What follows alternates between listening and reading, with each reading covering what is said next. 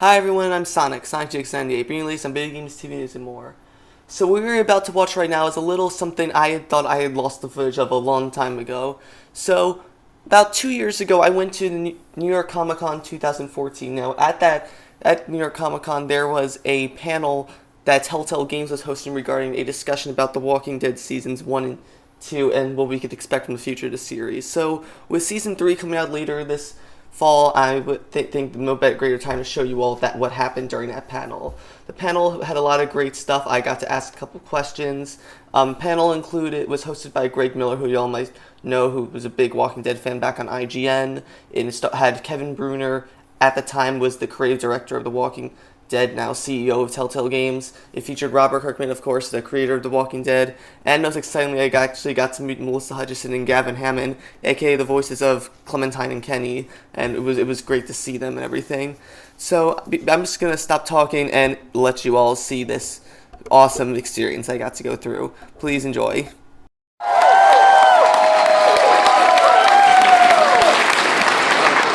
Press the camera. I'm not recording. I just want to take pictures. Why don't you? How tired is everybody? I'm really tired. I'm really What's with these lines? I tell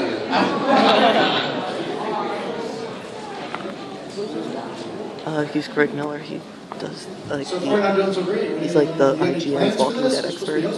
It hasn't started, Robert. There will be a definitive moment. That's No, and there's Robert energy Kirkman. and stuff.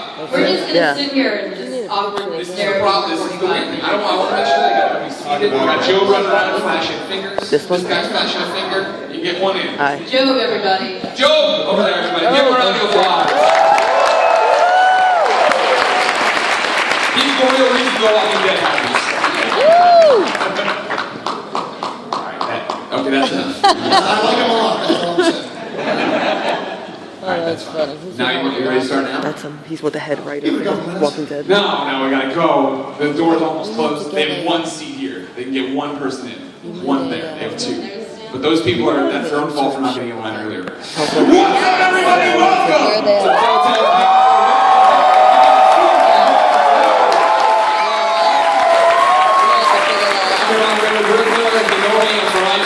Don't know me beyond.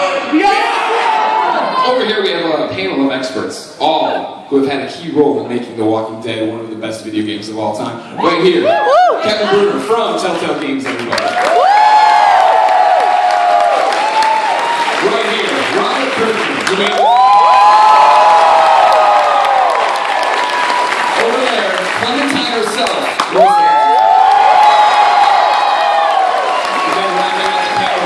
We love so much. Kenny.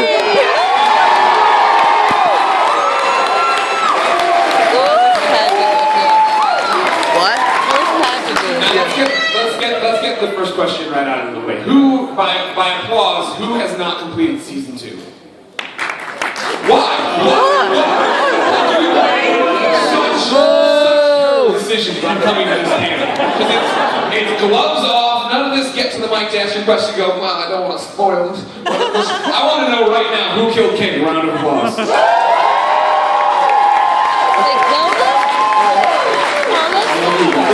Yeah, how does that make you feel?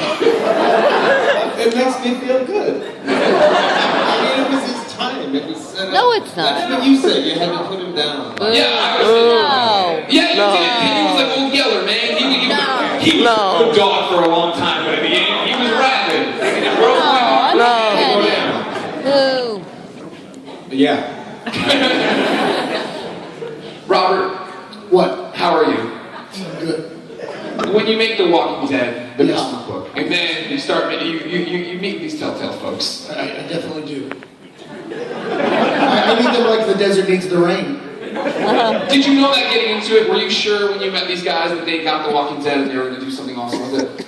Yeah, I mean, I knew that they had done, a lot of story-based games. I knew that they, did the type of games that I felt would lend itself to the way we tell stories with The Walking Dead. And so, in that respect, I was very excited. I also knew they were very kind, very nice, talented people. But, I hoped that the game would be this good, and I hoped that it would be a success. But, again, I could have never anticipated how great it would be and just how successful it would be. And it's pretty overwhelming. You know, it's like the same as the TV show. Like I just always wanted the TV show to do well enough to continue. And so for the TV show to be doing as well as it is, and for the video game to almost be doing better in the video game space than the TV show is doing.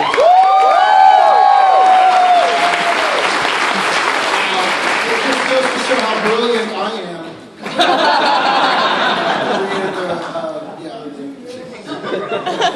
I want to take a quick poll of the audience to get by applause. We're going to go through the comics, the TV, and of course the game. I want you to tell me which one's your favorite by applause. Comics. TV. Video game.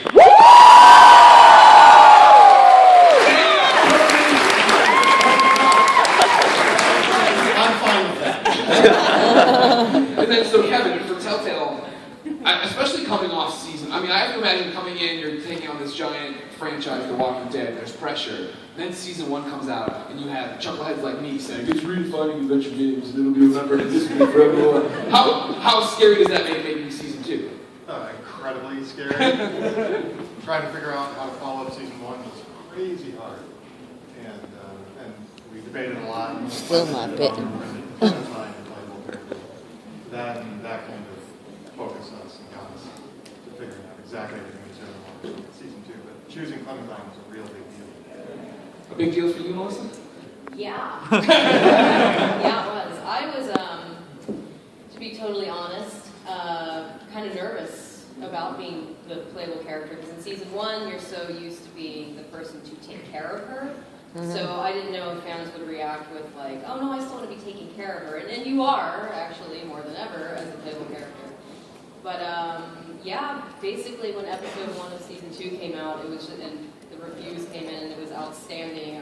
It was like the biggest like deep sigh. Oh my god. I mean, I knew though, when we went in to record, we were in the studio, there was no question as we were reading through the first episode, I was like, oh yeah, it's amazing, it's awesome. They know, why did I never had doubt. But in recording it, it was just like, oh my god, this is gonna be awesome. So I don't even know if I answered the question. You nailed it. You're great. Okay. Don't worry. So then, Robert, when you go out, and Scott Dunn, of course, the whole point of the company is to take creators' properties and get them to places that maybe the creator doesn't have the time or energy or the focus for, the inroads to get it there. Is this pretty much then is this your boilerplate now whenever you meet with a new creator? Like, hey, this is what we can do. So we can take it and make awesome. Honestly, I think the model really is, the novels, the TV shows, and the video games. Those are all none of those are my forte. Comics are my forte.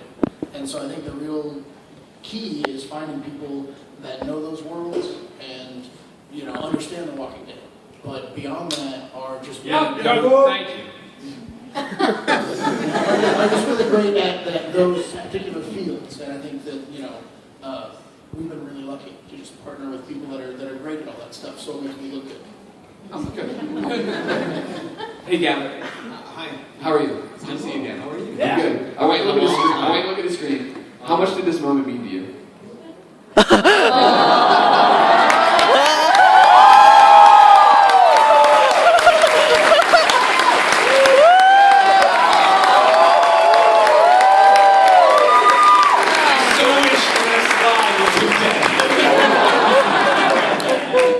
No, it was fun. And I mean, I remember the first line that I had to say in season 2 was like Clementine. And they're all, we're not really sure how we're going to have to play this. Julian Kwasniewski was, I don't know, we'll just do it. And I just said it like twice. And he's like, okay. Yeah, I pontificate about the one a lot. I talk about it a lot. The video game. This is the moment, like for the first time in this season, where my eyes just were like, I started crying. Like that was. I welled up. I was talking about Lee, and I realized how much I loved Lee. You know what I mean? Thinking throughout season 1 that I loved Hunt, when in reality, I love that Lee Everett. R.I.P.T. Right? DaveFanoy.com. Ladies and gentlemen, if you know anything about me, you know that I'm a conversational kind of guy. You should start getting in line right now so we can start kicking you. Of course, I can ask questions all day long, but you can still on my content on IGN. So there's one thing that I've been curious about that I've noticed across from the show, from the of reference to New York somewhere. Whether it be Reference to what? New York. Okay. the Brooklyn sweatshirt, T-Dog's Brooklyn shirt in the show, and Glenn wears a New York Yankees hat in the book. I was wondering if that was some sort of a launch to anything, or was it just coincidence? It's a very popular city. I don't know if you've ever been. You should go. It's pretty cool. Gosh, it's all pretty much coincidence. You're looking for the big reveal. That's where the outbreak started, and it all happened in New York Comic Con. The whole concept of The Walking Dead is based on a mugging that took place in New York. I've been distraught dealing with it for years. This is my outlet. Hey, Kevin. That's a better answer. When you started out at Telltale, you're making all these games, did you expect to get to the point, or for The Walking Dead, get to the point where you could get someone like Michael Madsen to be a voice in your game?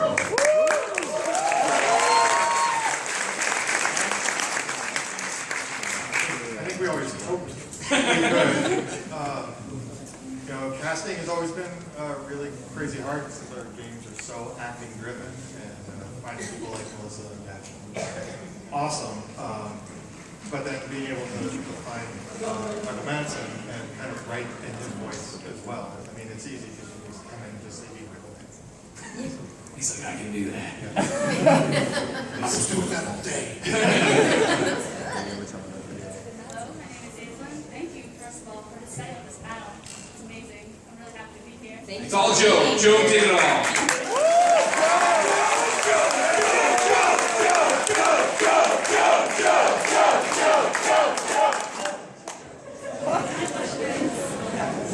Can you bring up the mic a little bit? Or can we get the mic volume raised? Audience technician people who I assume are in the back. I'll just hold like this. Okay.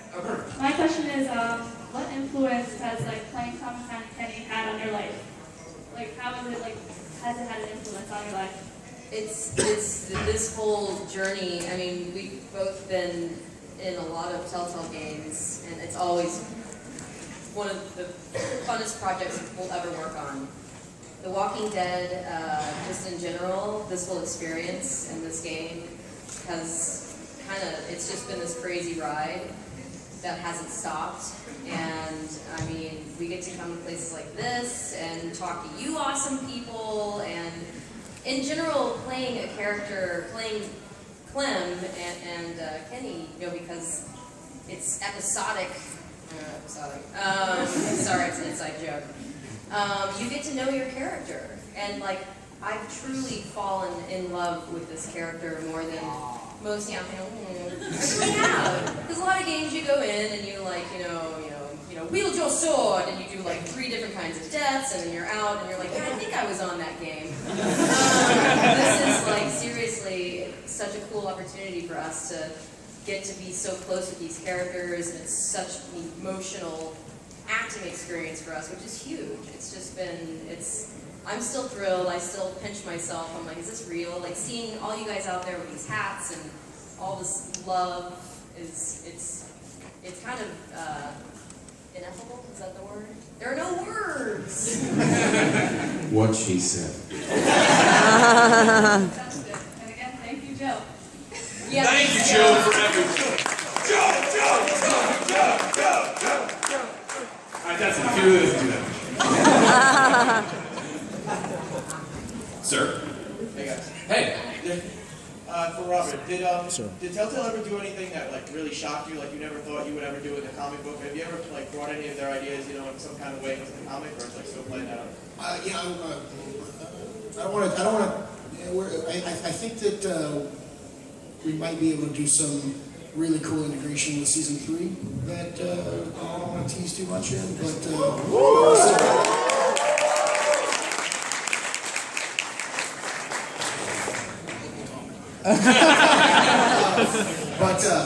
Great time. But yeah, I mean, there's just so much of it. I mean, I tear up sometimes at screenshots of the game, and so that is shocking. But I'm an emotional guy. I cry at movie trailers all the time. So it's not that. But just the overall drawing of emotion out of people.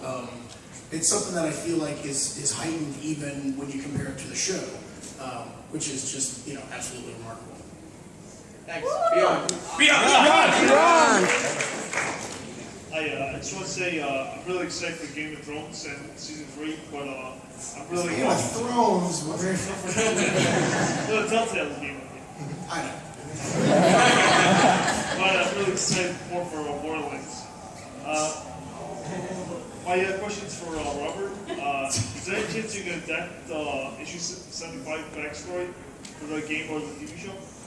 You're talking about the color story with the lightsabers? Yeah, maybe. Yeah, that's a real thing, by the way. Maybe animated? That would be, yeah, we should do something with that at some point. I'll tell the story real quick, as quickly as possible. In the letters column for like issue 2 or 3 of the book, people were starting to say things like, this book's really good, but I have no idea how you're going to keep it going forever, because it doesn't seem like the premise lends itself to long-form storytelling. And so I would reply, yeah, look, we're going to do the book as long as we can, but around issue 75 or so, I'm going to run out of ideas, and aliens are just going to come. It's going to jump the shark. It'll be crazy. And then we actually got to issue 75, and so it's never been reprinted, but it's in the single issue. After the end of that issue, there's the letters page, but then the story continues after the letters page with a black and white page that picks up right where the issue left off, where Rick gets hit on the head at the end of that issue. And so it's Rick waking up after getting hit on the head, and he's like in a spaceship. He's like totally in color, and he's like, what's going on? And he's got a robotic hand. And it's like the first issue, he wanders through the spaceship, and then he finds a lightsaber, and he's like, what's going on? No, Michonne has a lightsaber. But he falls out of the bottom and out of the ship, and when he hits Earth, basically the governor is back, and he's got a giant mechanical arm, and he's working with the aliens. And Michonne has a lightsaber, and Tyrese has these big power gloves. He's back also. And it's really, there was a gag in it that I thought was cool, where he was really happy to see Tyrese, but then Axel is there, and he's like, oh yeah, you too. A lot of fun. See, we don't want another 400 days between season 2 and season 3. You can make that. Another comment. I just was wondering, all the endings for season 2, which one do you prefer, or which one do you find canon? The game, season 2. Yeah. The endings. Yeah, which one did you prefer? It's kind of hard because I'm such good friends with Gavin. I'm just like, I'm Kenny, we don't even stay in Wellington. I'm like, screw it, let's just keep going, man. I'm not leaving your side. But that's like, that's Melissa Hutchison's preferred ending. But I played with friends, and I kept it quiet and let them choose. And I understand the meaning and the reasons as to why people might either leave him or kill him. But that's how I went down with Gavin. I like Kenny dropping her off just because I got to have a lot of lines.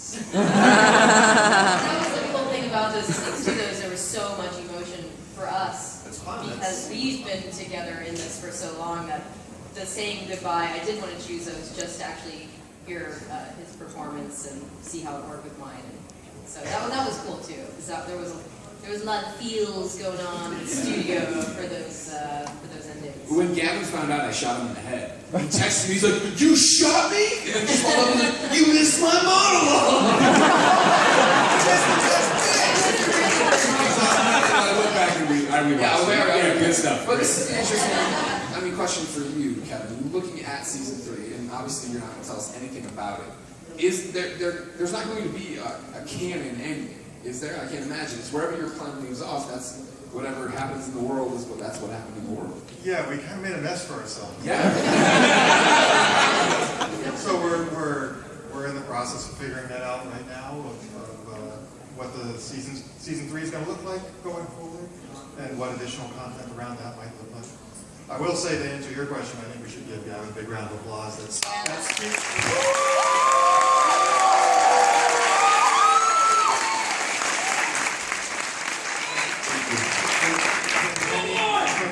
tells Clem that she's better off without him. It's just a cartoon. It's the best. They're watching this on Influencing Other Rooms.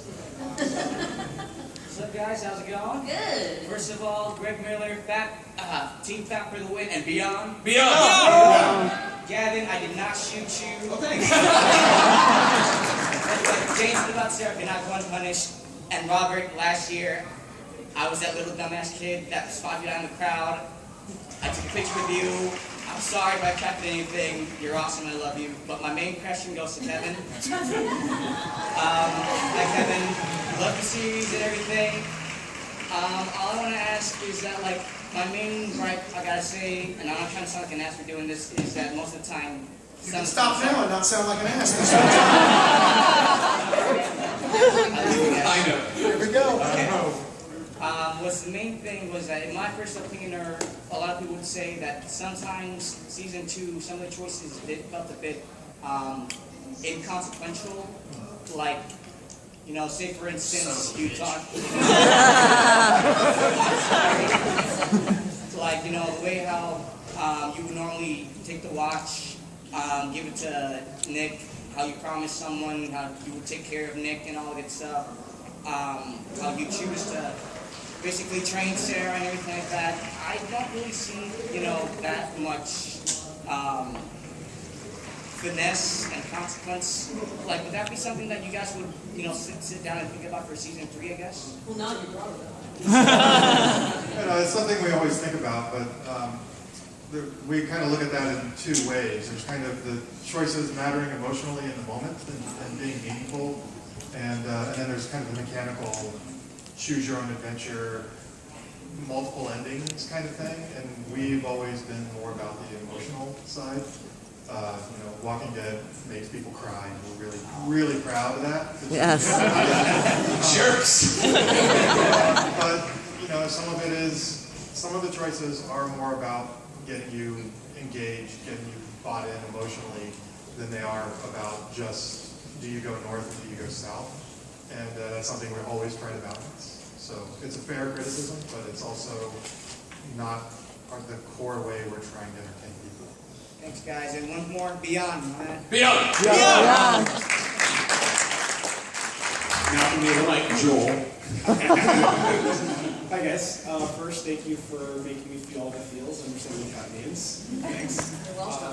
Melissa, my question goes to you. I hear from a reliable source that you do an excellent Bart Simpson impression, and I was hoping you could do that for us. Cowabunga, dude.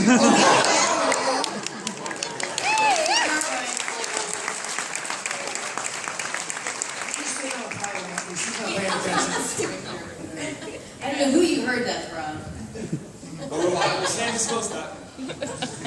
How's it going?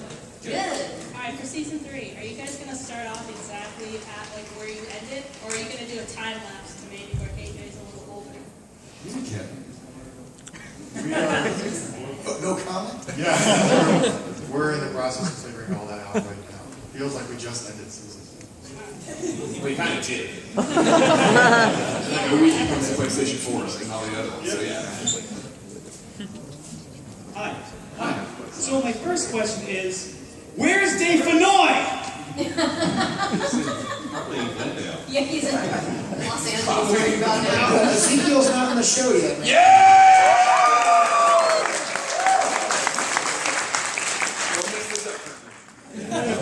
No, but my real question is kind of like a follow-up to all the criticisms about you know the choice and everything. Let's do this. Let's keep going. No, man, dig in. I wasn't really a big fan of how. You know I love you, Robert. It's okay, that's why I'm here.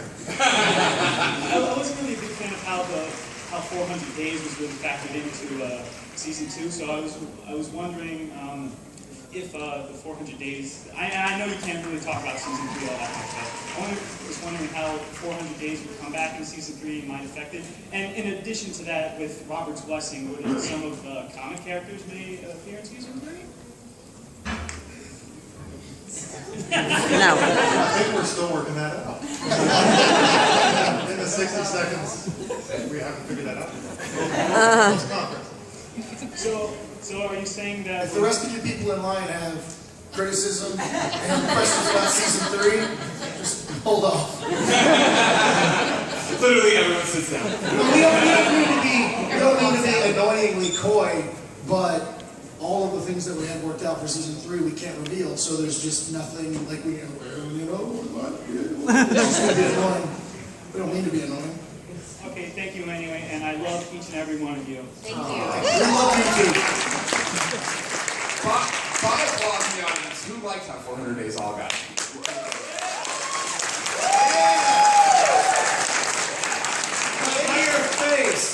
No, it's one of those things, like my personal opinion on it was, like, granted, a lot of people were just set pieces, but I think the trajectory of Bonnie wouldn't have mattered as much if I didn't already know her. Well, that was the whole thing when she showed up and then she all sat against the glass. I was like, oh, it's Bonnie, cool. She doesn't have a family, she's just lying. Here's some food. And then when she came back, I was like, you fucking bitch.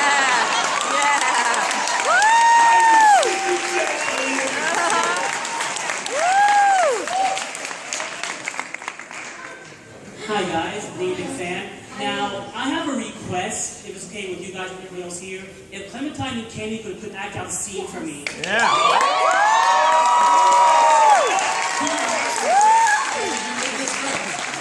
Well, here's the scenario. With Toad Jr. Well, here's the scenario. Kenny and Clementine are walking down a road, and they see a herd of zombies heading towards them. And they have no weapons, no bullets, no nothing. On the left, they see Greg Miller's body corpse. Wearing a non-shirt. Now, they have two choices. Either they loot his body for supplies, or cover themselves in his body corpse blood. Now, can you two act out the debate between those two choices? It is funny. That's the blood one. I don't really want to rub this guy's blood on him because it smells like beer and pizza.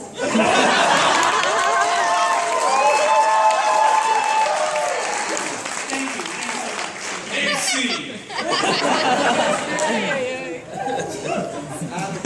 Robert, I've been wondering, have you ever thought about using your game characters based on for the comic? Wait, hold on, I can't hear you. What? Yeah, get right up on that thing. Something about using the game characters. Yeah, I've been wondering, have you ever thought of using the game characters who's based on them for the comic? Say, like, the game Lily shows up at the door somewhere while waiting these people walking by? I mean, it's just all about the logistics of the world because, you know, the things that are happening in the game are actually happening in the same world as the comics, and geographically a lot of that stuff doesn't really connect.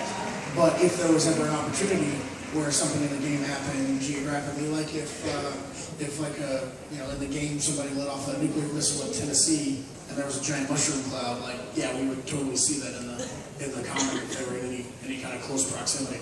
So there's a potential for that kind of stuff. But, you know, and I'm always kind of keeping that in the back of my head, like what I could do if I could do things like that. But there just hasn't been an opportunity for that yet. Thank you. And you've talked before on panels about the fact you like keeping them separate. I mean, as much as possible. I mean, I like keeping them separate, but I also recognize how fun those Easter eggs can be, you know, as long as they don't detract from anything.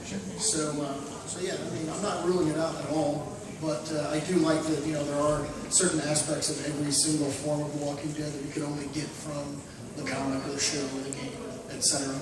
And so on. Hi, I just have a quick request. Can we get Greg Miller or NYCC members in the game? Because even as a walker or a character, it's possible. Hashtag Gamergate, come on, man. There's not enough boundaries, right? What do you mean? It'd be weird. So the question was, can Greg Miller ever show up in the game? As a walker. No. Nobody wants that. I think I wanted them to rub my body all over them. Your dead body. I'll take it. Hi, big fan of The Walking Dead. Just want to thank Robert Kirkman for coming up with this whole scheme with The Walking Dead. My question goes to you. How do you feel now that The Walking Dead has grew into a huge franchise, knowing that it went from comic books to story to now on TVs and now Telltale video games? How do you feel about that? horrible. It's fantastic. I mean, it's very strange. It's weird. It's indescribable. Did you ever expect anything like this to grow this huge? No. I mean, look, when I started the Walking Dead comic, every comic I had done to that point had been canceled. So that's why the storyline between, you know, the big Rick, Shane, Laurie love triangle wraps up in the first 6 issues. I know that was all there was going to be. I had all these huge plans, and I was marketing it as the zombie movie that never ends, but I was always like, this thing's going to get canceled.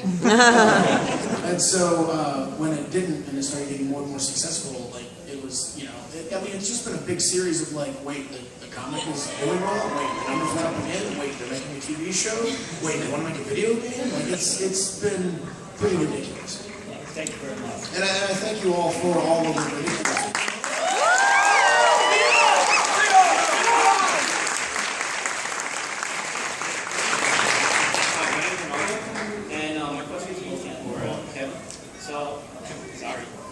Kevin only answers criticism, so... No one be nice to him. I'll throw it in there, criticism. I can.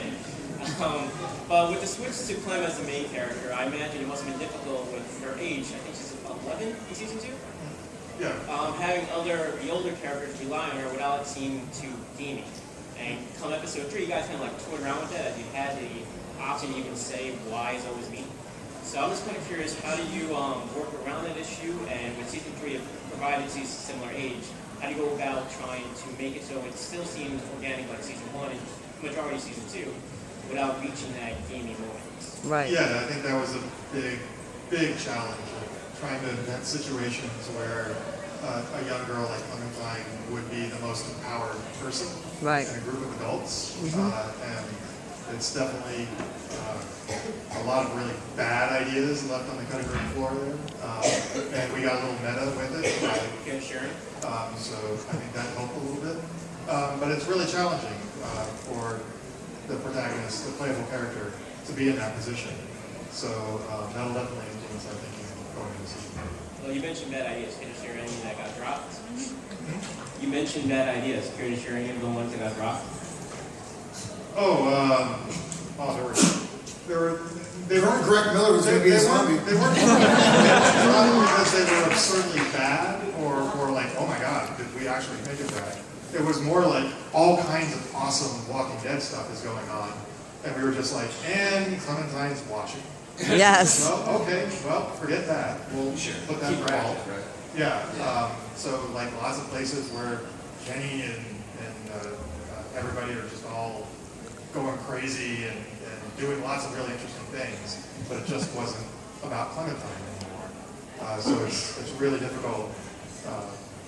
It just took a lot of work to contrive situation after situation. And it was easier towards the end of the season because Clementine was more grown up, hopefully. The player, hopefully you felt like you aged her up, that she was more mature, and it made more sense that she was kind of one of the adults. Thank you. All right, so quick time out of the Q&A. Robert Kirkman is an important man with important things. He has another Walking Dead Did I pay you to do this before the panel? When you put me in the game as a walker, that'll be my thing. Okay. He has to go to another panel. We're going to keep doing everything else. But before you go, Robert, I always yell at you about 2 things when we hang out. Number 1, Dave Finley needs to be easy. You'll put him in an AMC show. You know it. I mean, start cashing your checks, Dave. The other one, though, is that there's not nearly enough Clementine merch. Right. For a statue or a figure. When is this finally going to happen? A Clementine plushie. How much longer do we have to wait? Not long.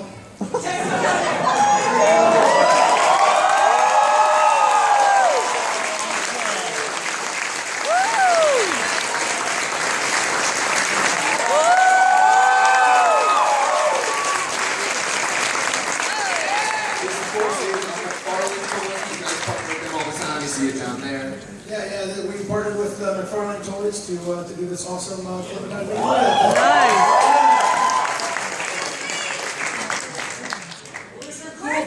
All right, everybody slow the F down. We finally got a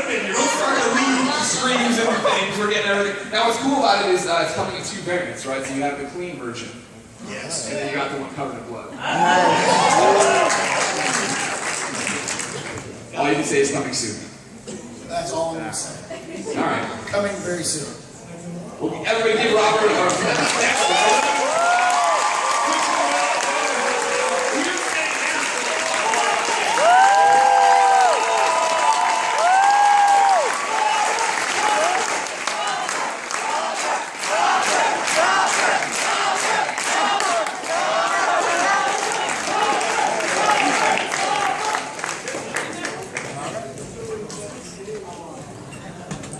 Instagramming the pictures. God, there's like this space. Come closer. Come on down.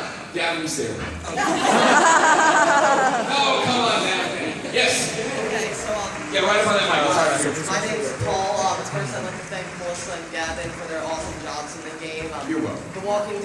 The game was my first ever intro into the Walking Dead universe. I haven't seen a TV show or comics prior to it, so that got me into it. Kevin, thanks again for making such a great story in the games.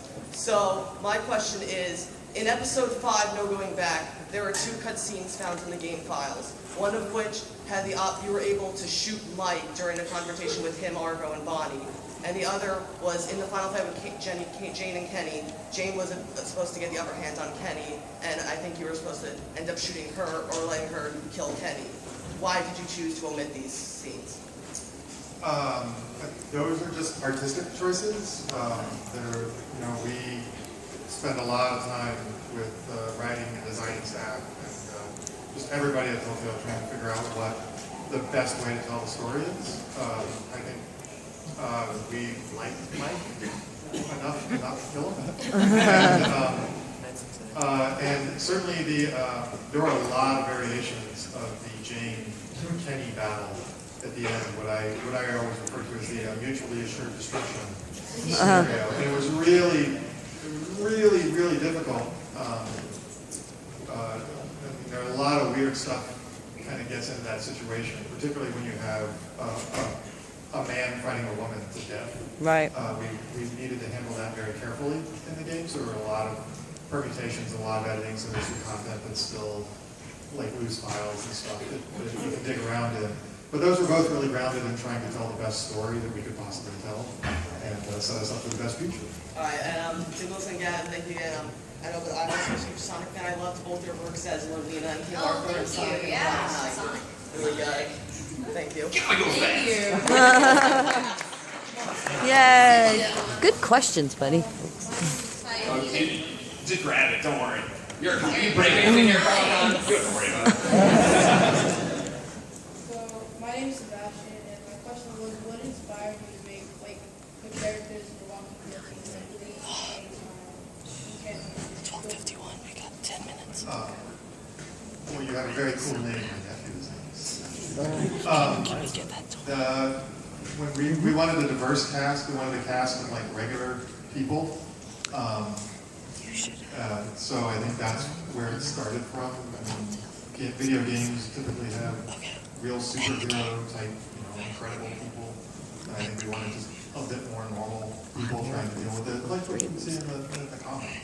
So we really took inspiration from Robert and everything that he had done, and then started to kind of figure out the right size cast that we could deal with, Clementine and Telltale Games. and where they were from, Georgia, and that kind of stuff. So it happened pretty organically and really collaboratively.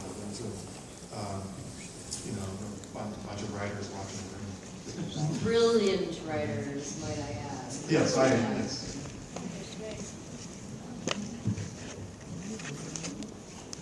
Yes, my question is, which one of you decided to nominate Rue for the Ice Bucket Challenge?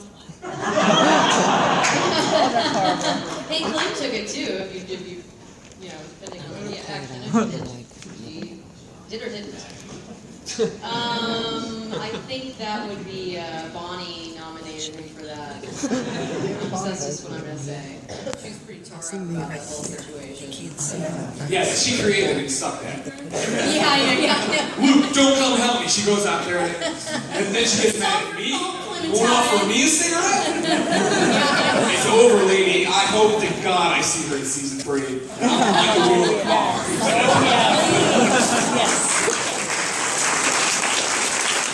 Terrifying. Walker Clem, no thank you. That's a lot of You're the dream sequence. That's awesome. My question is it your mission at the end of every season to try and make the players cry?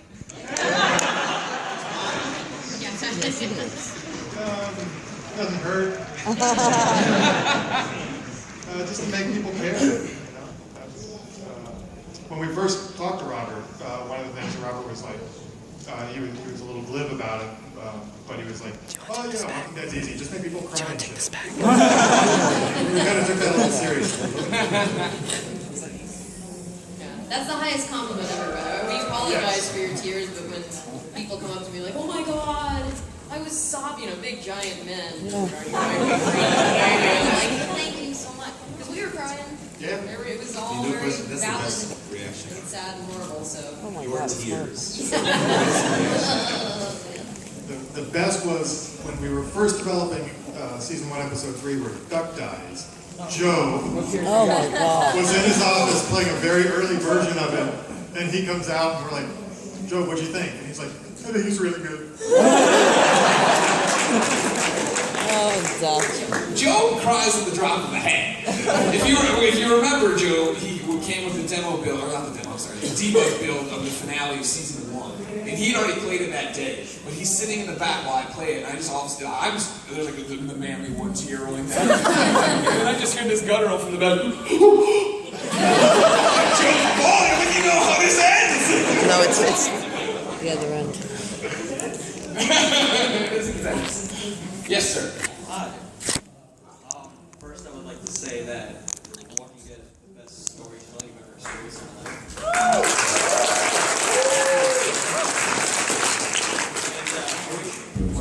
Yeah. But, sorry. No. I'm not important enough. Is it charging? Yeah. Yes? Yeah. What major No. events did you know were going to happen It's dead. when you started to create the game? As in, did you know Lee was going to die in the first season? Yeah, we committed to that really early on, and that was a big deal. But we were all in. We're like, yep, Lee's gonna get bit. You're gonna have to. It's all gonna be about how Hutchison comes out into the world. And then season 2 was a little trickier. We knew we wanted to do multiple endings because we didn't want to compete with the one great ending from season 1. And then we ended up making like 6 really great endings. But yeah, the ending of the series, the ending of the seasons we commit to really early. The midway, we pay attention to how everybody's playing the game and try to make some decisions and tweak some stuff along the way. So you guys really are kind of co-creators and the way the stories come together. But the ending, we generally know where we're trying to. It's not charging. Thank you. No. Why is my battery so low? No, it's not. It's 14%. Sorry guys, I know the video cuts out early, but that was all the footage I could recover from the panel. In case you're all wondering, the panel didn't go on that long. People asked a couple more questions, they weren't really that important, and then there was literally about like only 2 to 3 more minutes of questions, and then the panel ended. It was a great experience. I got a lot of good stuff. I got Melissa Hutchison and Gavin Hammon to sign my copy of The Walking Dead Season 1. I got a little poster of Clementine that I got both of them to sign as well. And then I actually got them at the Skybound store. They were selling Clementine hats, and I got both of them to sign that as well. So overall, it was a great experience. I was so glad I was able to come, and I'm just so glad I'm finally able to share this all with you and just in time for Season 3 to start. So I hope you all enjoyed this and are still looking forward to The Walking Dead Season 3 coming out later this fall. If you'd like to, be sure to like, comment, subscribe, and I will see you guys later.